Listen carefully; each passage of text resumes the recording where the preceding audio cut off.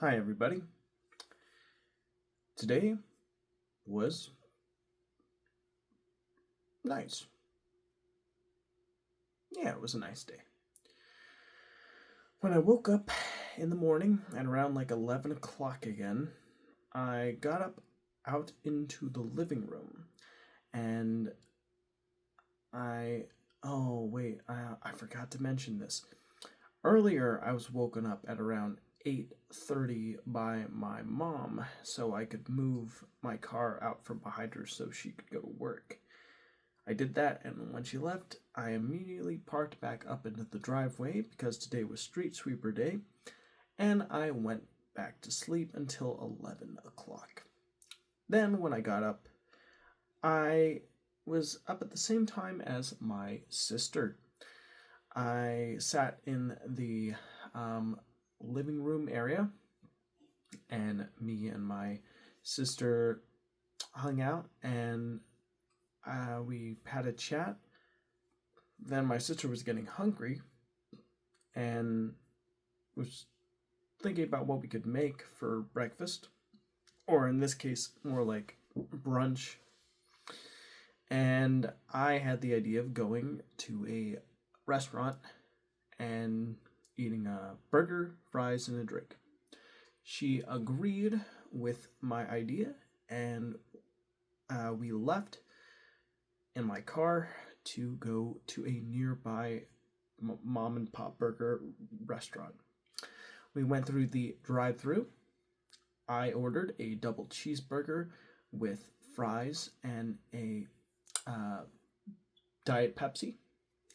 And my sister got a regular cheeseburger with fries and a Sprite.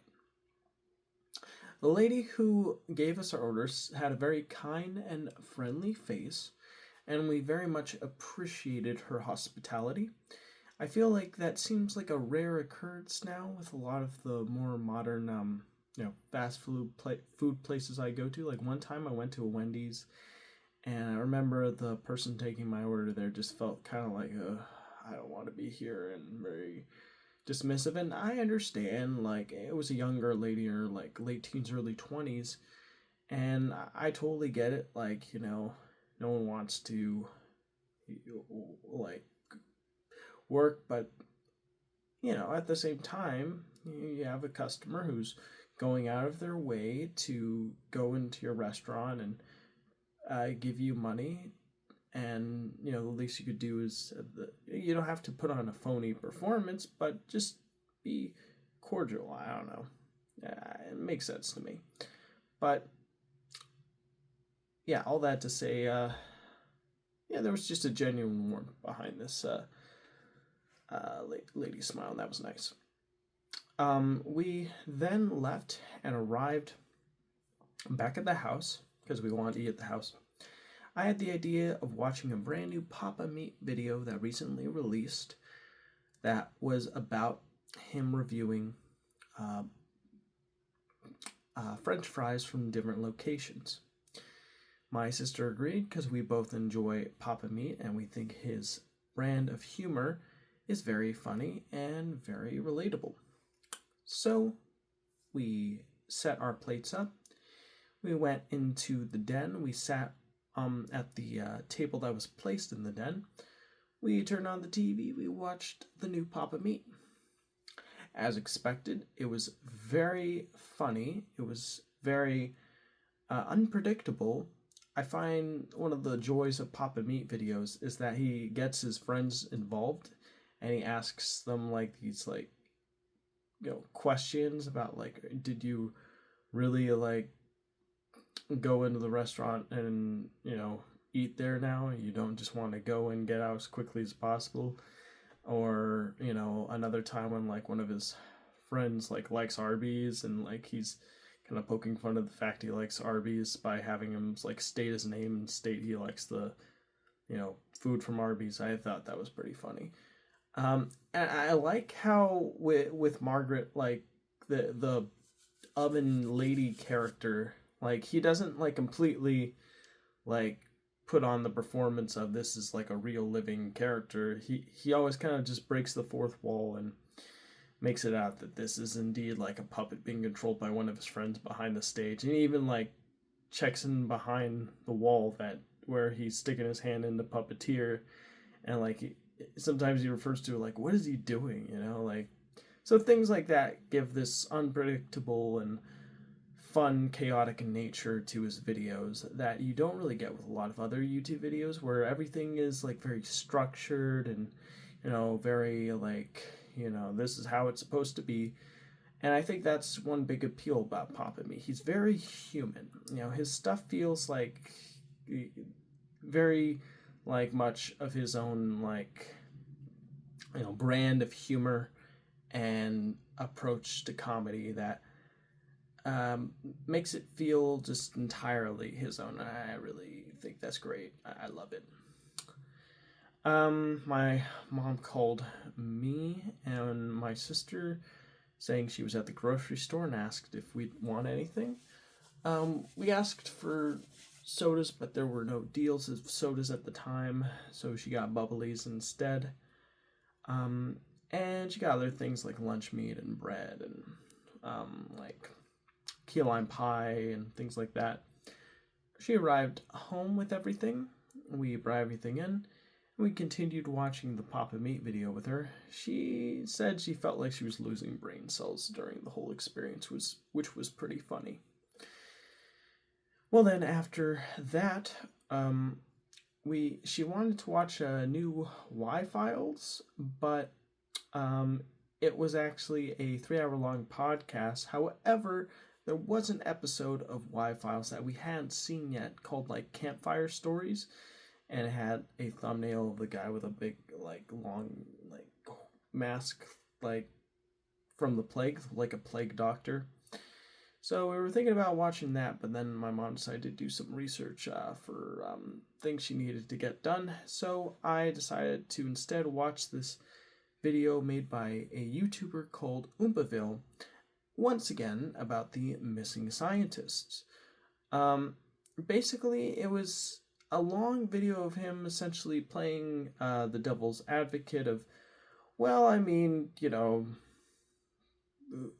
it's not really cool to take a look at some of these cases and just immediately assume something malicious is going on or there's something sinister. You know, some of these are just like, well, maybe they were really going through something like not good. Like, for example, one of the scientists that went missing, they were doing cancer research, which doesn't really have anything to do with nuclear or propulsion research at all, and they just went missing after their parents both left this world, and then he was later found a few months later, you know, in the ice river, and yeah, so overall, I chalk, like some of those cases, I chalk that up to a very tragic and sad coincidence that doesn't at all connect with some of the other ones. But there are some other ones where you go, that seems a little strange. Like, I think there are at least 4 cases where there's like scientists who literally either turned off their phone or whatever trackable equipment they had on, left it at their house, and then just decided to go hiking off into the woods without telling their families. Like, you know, those kinds of cases, I have a very big skepticism too about what's really going on there, because that seems like very strange behavior. But again, there's some that could just be chalked up to coincidence, like, you know, like some was like a literal like crazy person taking out a person and they just happened to be a scientist or whatnot. But it is interesting to see these different connections and, you know, how everyone kind of feels like they're involved and how there's different theories that might come into play. Ultimately, people have 3 major theories. One is it's foreign adversaries trying to take down U.S. scientists so that the United States won't, won't get a leg up on foreign adversaries.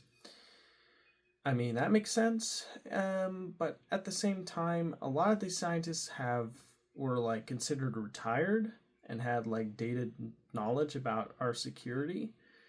Although some of them did stay in contact with a lot of the people who worked in these top secret programs. So I don't know. Another theory is that it's our United States government taking these people um, either missing or out. Um, Now, I don't know about that. Um, I mean, it's entirely possible that maybe they all were briefed in on something happening and they were all sent to like go into like bunkers or whatever and or in hiding so they could perform like work on the most top secret mission that would essentially lead to them only being high quality assets to keep around, possibly, but we don't know. And then the third major theory that Oompaville brought up was that this could all just be a coincidence, everyone missing. Statistically it might be, but at the same time, I don't know, there's at least four scientists that all go missing in the exact same way, all going off hiking into the middle of nowhere, and then they're never found again despite like these insane research missions being carried out. Or sorry, search, not research, the missions being carried out to find these missing people. So um personally, I feel like, at least with some of the more high profile and unexplainable cases, there is something going on that indicates that maybe there's a big, like, either reveal or big change happening in the near future that we're not prepared for. But a lot of the other cases could just be chalked up to coincidence because some of them seem unrelated. That's my assumption, though. All right, well, moving along, what else can I talk about? Hold on. Let me put on the lighting there. It's looking a little wishy. Okay, that's a little better. All right. So, moving along, after we were done watching that, I pretty much felt like a super couch potato that felt like I was just sitting all day and it was really bugging me. Our family friend was making meatloaf and decided to allow me to try some, and it was really good meatloaf. It was made with like turkey meat, and it was pretty impressive. Normally turkey meat's really chewy and weird, but this turkey meat in particular was really good. I really enjoyed it. And I decided to go for a walk around the block because I just felt like I had cabin fever, like I've been sitting all day. I felt like my body needed some motion so I wouldn't like just feel stagnant or just like, gross. So I went for a walk. I don't know how long exactly it was, maybe around an hour and a half to 2 hours, but I couldn't tell you for sure. I didn't pay attention at the time. Yeah, as I was going for my walk, I was like going and chatting with the Ash app about how to overcome my inabilities to really commit to my creative endeavors. Like, I always feel like I start something and I put a lot of energy into it and then I just abandon it and then end up going for more immediate gratification instead of just like, bunkering down and working on something that's actually going to pay off in the long run. And ultimately, I think I've come to the conclusion that I just have trained my mind to enjoy the easy things a little too much. And in a way, it's kind of like a drug, like where it's like you get addicted to something and it's not good for you, but but you're having a difficult time quitting because you've trained your brain to like watch YouTube and play video games, but not like work on your own like creative ambitions endeavors. Now I'm not saying it's as like serious as like, oh, this is literally like killing me, but it's more so in a slow, subtle, sneaky way where, like, it seems harmless at first, but the longer it goes on, the more, like, time I lose in, like, really investing in myself in terms of growing my own personal knowledge and strengthening my identity as a creative individual, because I'm giving away my time and energy to other things that ultimately, well, I find them enjoyable in the moment, aren't really paying off in a big way at all, I would say. Like, it's like putting money in a stock that's, like, not really growing, but I keep on dumping money into it for some reason, with the hopes that it will grow, when really it just stays baseline or honestly depreciates over time. But slow enough to where I don't notice, and I think, ooh, I'm delusional to trick myself into thinking it'll eventually jump, and really it's just like, not doing anything.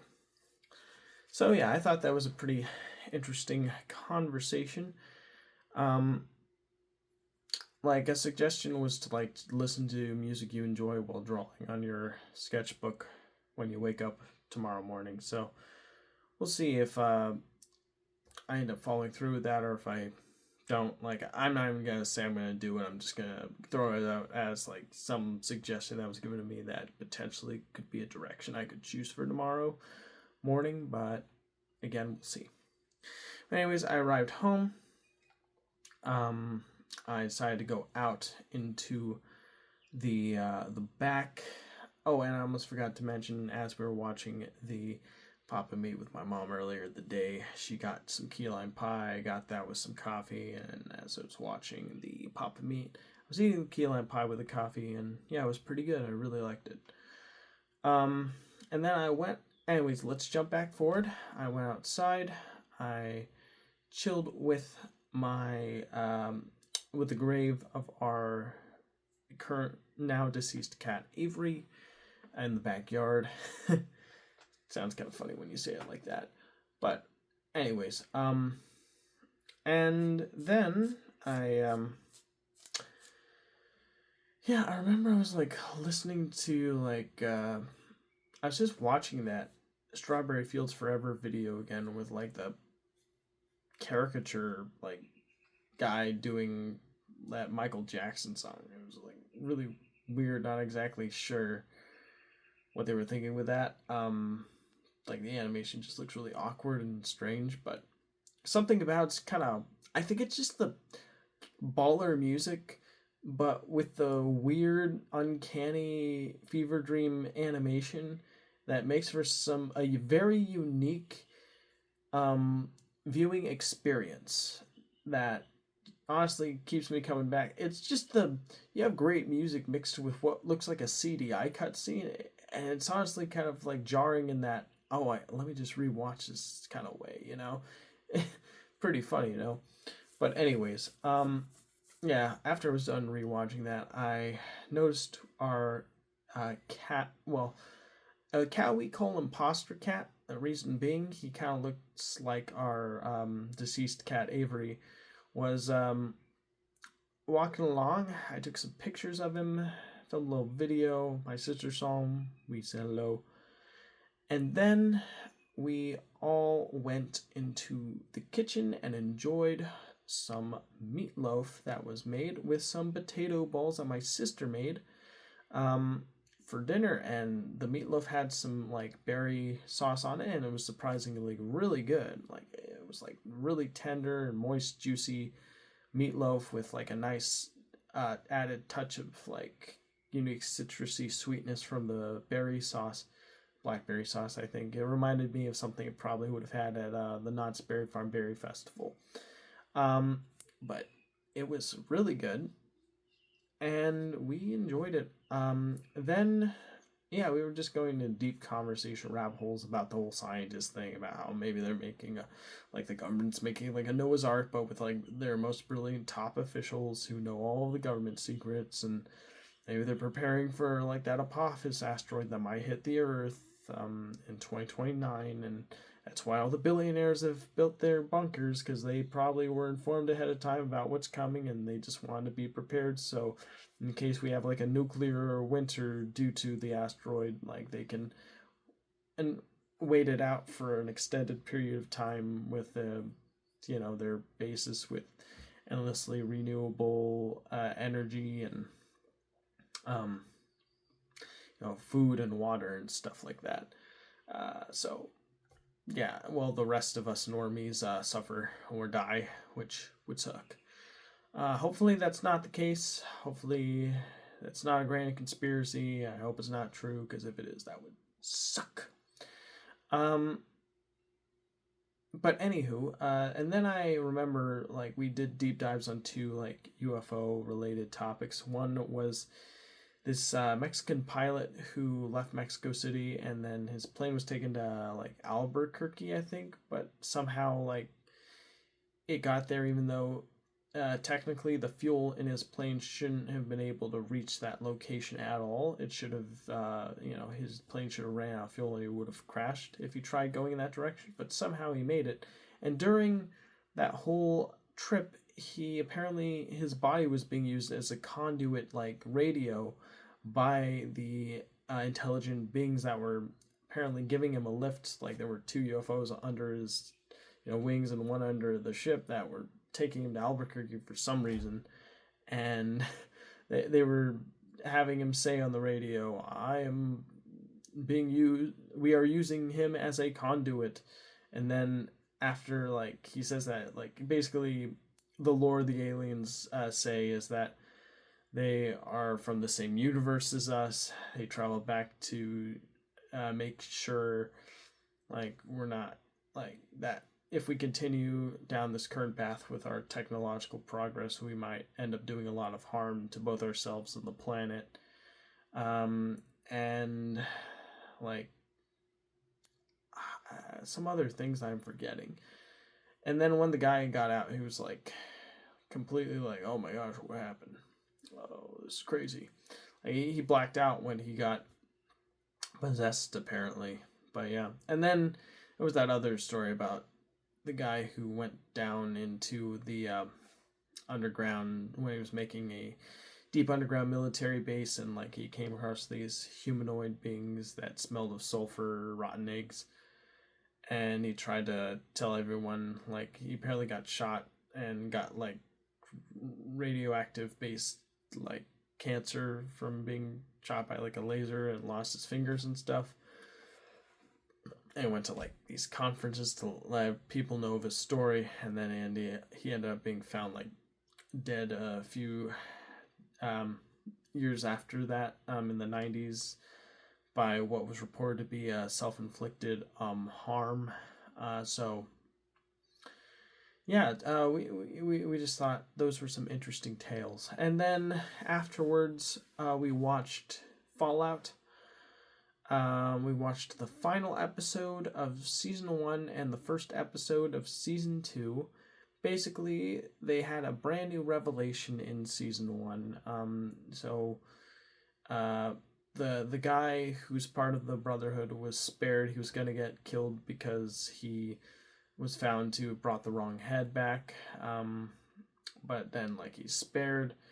The lady goes and brings the head to like the lady who took her dad, but then the lady tells the main character about how her dad's actually super evil, because we have a flashback of like the ghoul guy when he was still a human, how he learned that his wife was part of like the Voltec grand conspiracy to essentially put human beings in different vaults that were essentially controlled and contained experiments, and how they were trying to like put them like do these like kind of like those NIM experiments, if anyone knows what those are, with the mice or rats, I think, where they did multiple levels and tried to see what their behavior ended up being. And they really like created different vaults to essentially see, okay, this is what this group of individuals would do with this scenario, this is what this group would do.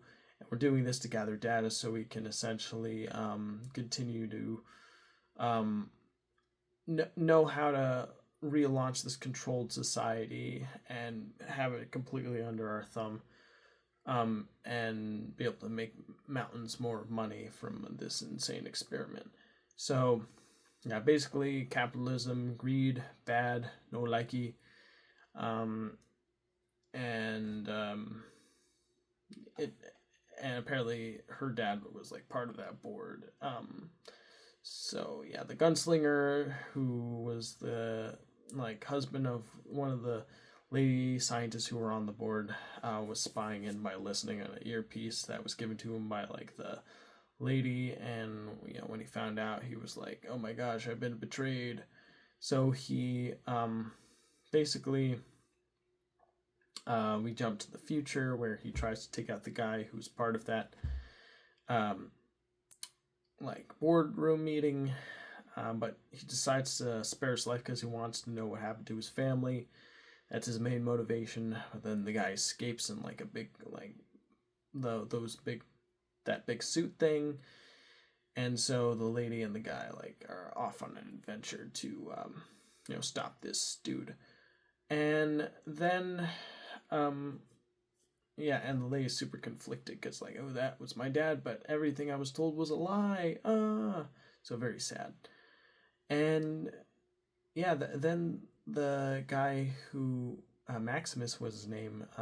He is now like part of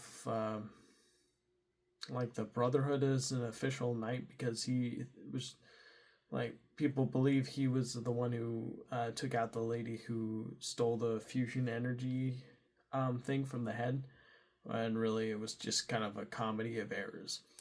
And that was the last episode. It was pretty jaw-dropping, all the reveals, pretty crazy. As I was playing, I was trying to make a AI video of our family friend being the president in a funny sketch. And I was able to get a good result and show our family friend, who thought it was really funny, and showed my mom and sister, and they both thought it was really funny too. And then we watched episode 2. Essentially, the main character lady, and the gunslinging noseless dude are now partners. They have the same goal, trying to get her dad, so they can like get answers for what the heck is going on. Oh, and I forgot to mention this. The main character lady's brother actually does have a revelation himself, when he's like locked in this like room with like this brain on a Roomba, and the brain on the Roomba is trying to like take him out, but it's got like the inability to do that. You would think in a universe that has the ability to make like these flying like robots that like, or these giant pieces of armor or fusion energy, that the brain thing would have like its own like autonomous like robot body.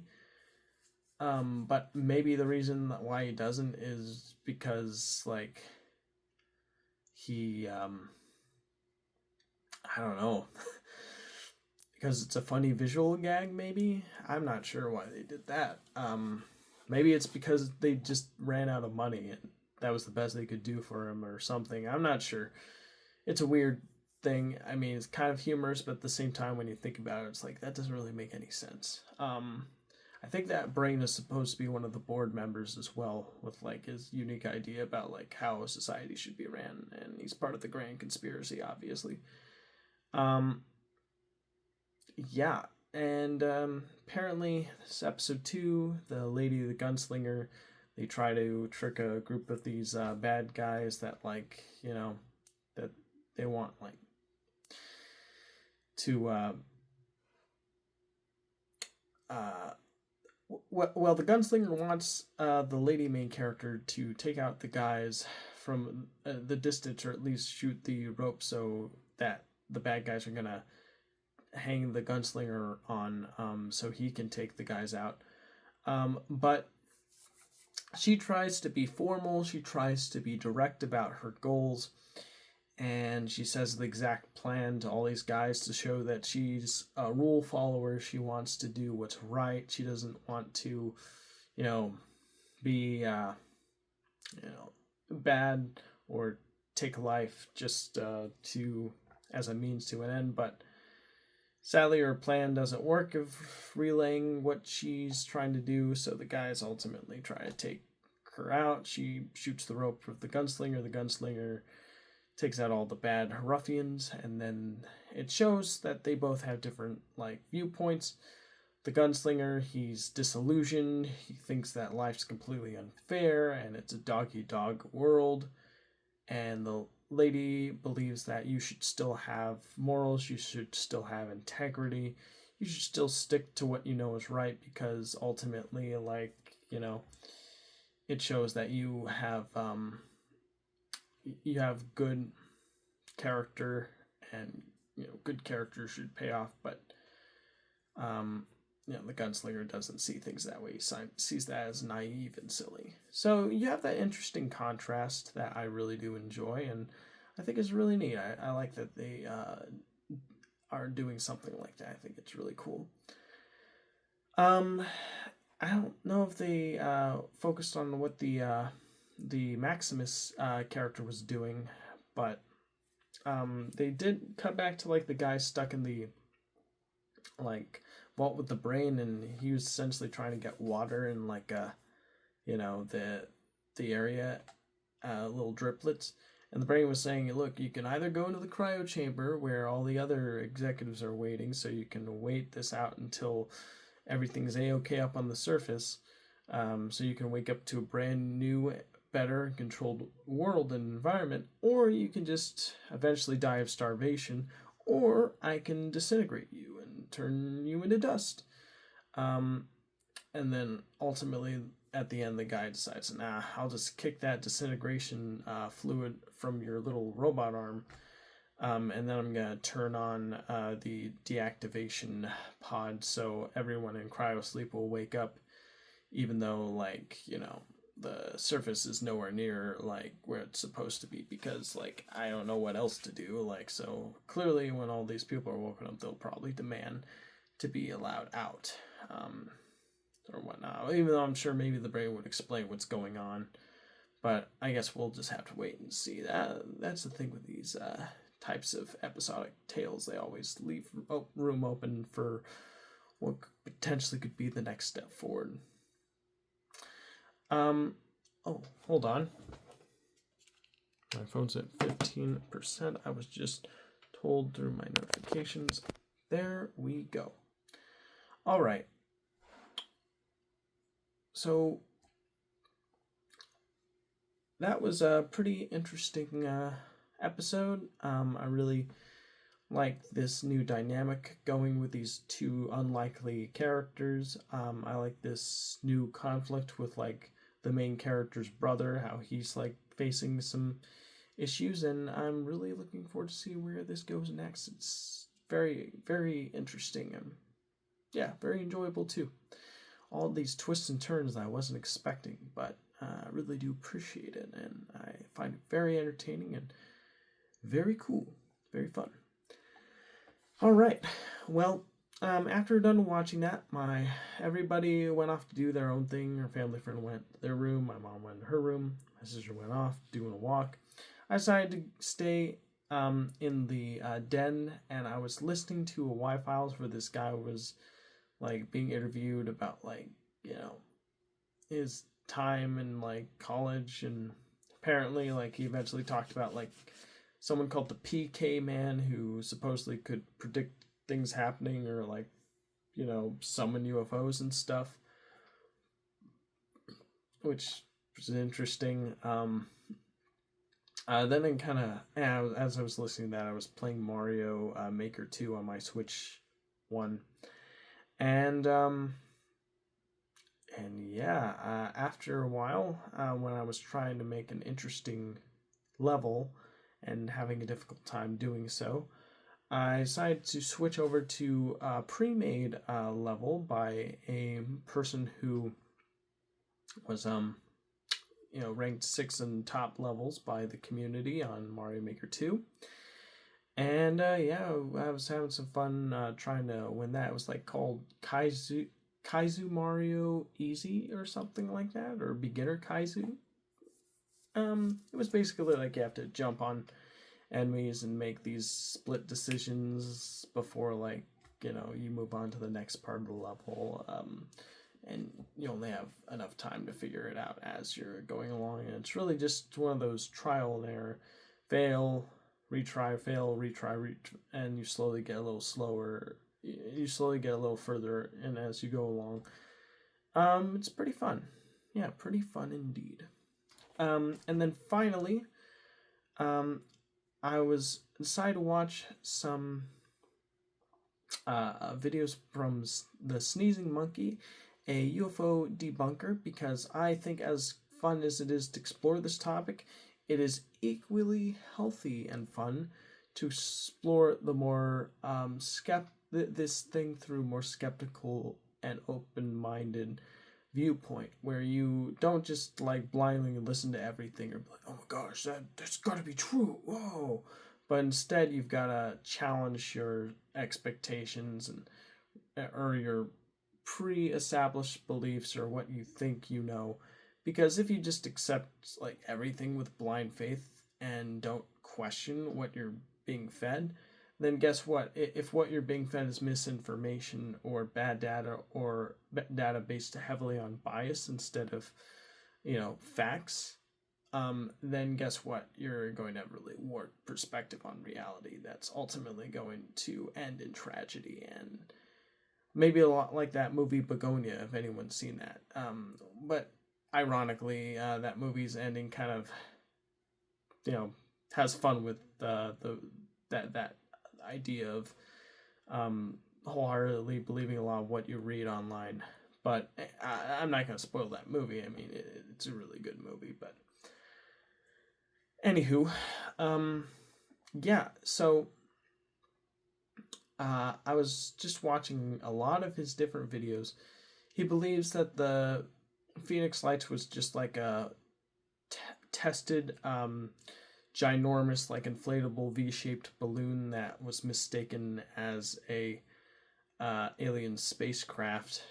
He also believes that, and he did show photos to prove it, that there was like V-shaped, like inflatable, like objects being worked on, like funded by the military back in the 90s. So it's entirely reasonable to expect that might be it. But again, there's also like the flare thing where like flares could have easily just been dropped in the area like during a training exercise that got kind of out of hand maybe. But I mean, the Phoenix Lights is kind of a fun and interesting case, especially when you hear people who say, no, I was there, I saw it, it looked like gunmetal like material with the lights on, and I'm not sure if they're just saying that to get attention or feel important, or if they genuinely saw something that was actually legit. But the theories that debunk it, that Sneezing Monkey mentioned, do seem equally as, or well, more plausible actually. I don't know why I said equally. But again, we don't really know, so it could be anything. Anywho, after that, I was like going through different live streams he did. I found one where he had UAP Gerb on the front cover, and I was thinking, oh, he's covering something from UAP Gerb. This should be interesting, because this is a guy who he likes, the facts. He likes, data. He doesn't like people just splattering their beliefs all over the place and like hoping people just take as blind faith without questioning anything. And so seeing him tackle someone who has like genuinely has done their research and tried to like tie everything with like government documents and names and bases and like timing and events and things of that nature, because UAP Gerb, he makes some really well-researched and interesting videos that definitely make you think twice about maybe there is something to this UFO thing. Maybe it really is, like, even if, like, it's not aliens, maybe it might be just highly experimental military crafts that, are being recovered or whatnot. Who knows? But, I just think his videos are really interesting because they're just such deep dives on the subject. and he like gives off all of the data that he's been collecting, and like, and presents it in an interesting and really, I wouldn't say digestible way, but really informant kind of way, if that makes sense. But anywho, this sneezing monkey UFO debunker. He had the guy on a thumbnail, UAP Gerb guy. So I was like, ooh, maybe he's gonna finally watch one of his videos and commentate over it, so we can get his perspective on what he believes. And ultimately, he didn't really say much about it, which was kind of disappointing. Basically, he checked out like just a brief glimpse of his channel, said, oh, he's got around 100 something subscribers, so he's making bank, and also he gets a good amount of views for his videos. Usually Sneezing Monkey always focuses on, how much money are these people making, because this is like, the grift is real in a lot of these cases, and people who take advantage of people who really want this to be real really know how to play into people's hopes and dreams to make a quick buck. And makes sense that there's a lot of grifters out there. But he just basically talked about like how, there's some people watching, and there's the videos have a lot of views, and that's about it. Like, he didn't really click on a video, he didn't actually watch it. I understand why, like, his live streams are supposed to be like, haha, look at how hilarious and funny this whole weird phenomenon is. How a lot of times it could be just contributed to people with massive egos trying to make money from unsuspecting, believers and whatnot. But it's equally as fun to see like a skeptic get challenged and see like them try to make sense of like evidence being presented to them, and not seeing that being challenged was a bit of a shame. Basically, he just looked at a clip from a podcast on Twitter or X, I guess. I don't really use that as social media anyways. Where he, it was basically just UAP Gerb on like a podcast talking about like connections between like Stephen Greer and someone else. And I really don't like Stephen Greer. I like, at first when I first discovered him and like, saw videos about him talking about the phenomenon, I was like, oh, this guy's kind of interesting. But then when you dive deeper, like, he just seems like a total narcissist who is really trying to squeeze as much like money out of people's fascination with this topic as much as possible. But that's not to fully discredit, because he did attempt to interview some people about like what they know and what they've experienced. Like, he interviewed like a guy who witnessed a crash of an egg-shaped craft that looks like was made of biological material back in the day. And he also interviewed a man who saw a rocket being shot into the sky, and then it was disarmed by what looked to be a disc-shaped object just going around it, shooting like lasers to disarm it.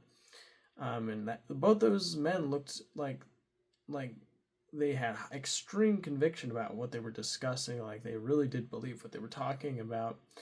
And like, I googled these men later, and they do have legitimate credentials. One of them even had a UAP group make a video about it. So, even though Stephen Greer himself does feel to me like he's got a super giga ego, and he just, that makes it hard for me to really go, yeah, this is someone I put all my trust in, But there's no denying that at the very least he did get some interesting witnesses up to share their testimony. So I guess we could give him that. But yeah, UAP was essentially like mentioning him, and Stephen Greer is someone that Sneezing Monkey has covered a lot in his YouTube channel, essentially saying, yeah, this guy's full of it. Like, you shouldn't really take him that seriously at all. And he gave a lot of good reasons and video explanations why. And yeah, I do agree. Greer's feels very much like a con artist. Not gonna lie, even though he he did manage to get some genuinely interesting interviews, and I feel like when it started early on, like there was some pure intent to it, but as time went on, he was like, I could make money off of this, because he started charging insane prices to have people have these CE5 meditation experiences where if they all meditate and focus on summoning a craft together, a craft will then show up near them. So, I mean, clearly, come on, that guy's definitely playing the grift game, but you gotta wonder, those earlier times when he was working did seem like there was something there, you know. Anywho, I've gone long enough that he basically was talking about like how, UAP group mentions Greer, therefore bad, you know. And I feel like that's throwing the baby out with the bathwater.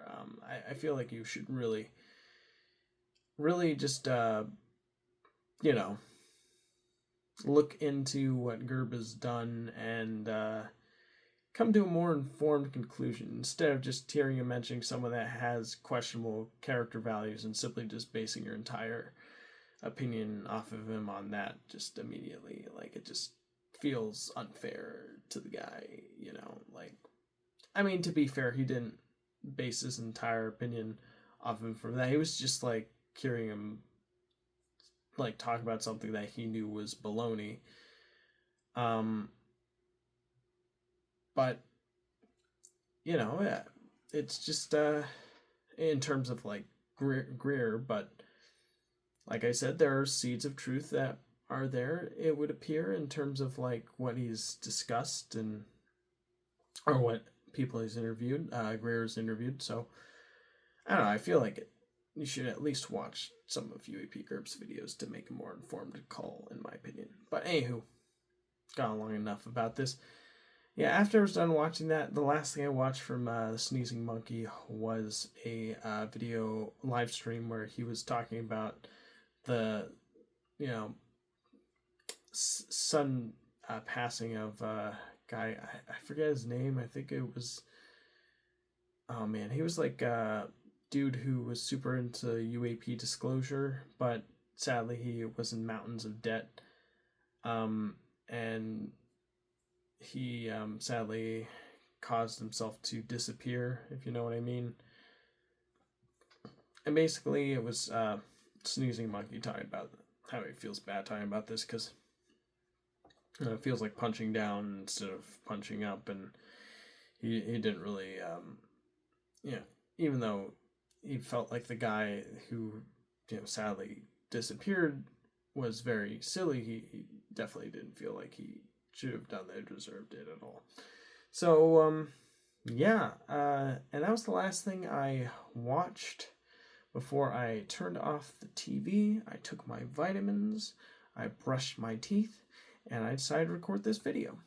So that's pretty much my day in a nutshell. It was a pretty decent day off, all things considered. Lots of research, lots of self-reflection, lots of, you know, just being more